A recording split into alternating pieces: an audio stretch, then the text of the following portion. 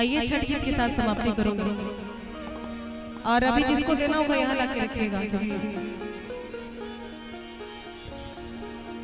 उगा है सूरज देव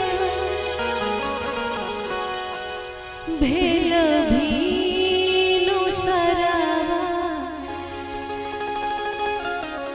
पूजन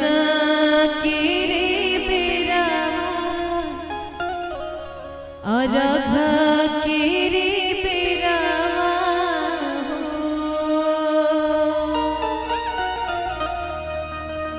उगा है सूरज देव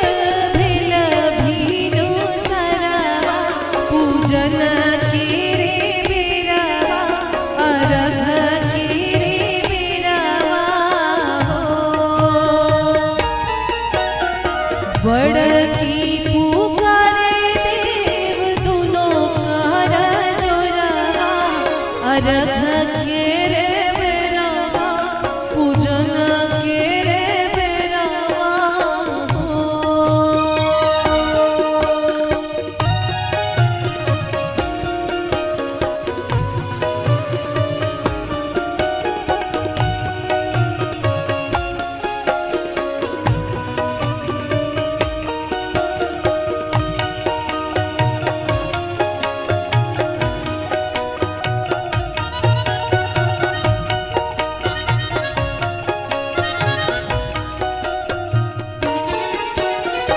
अनहरा पुकारे देव दोनों कर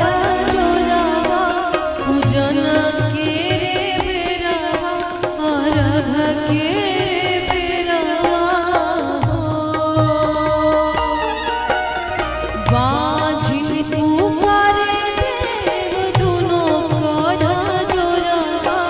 अरघ के रे बेरावा पूजन के रे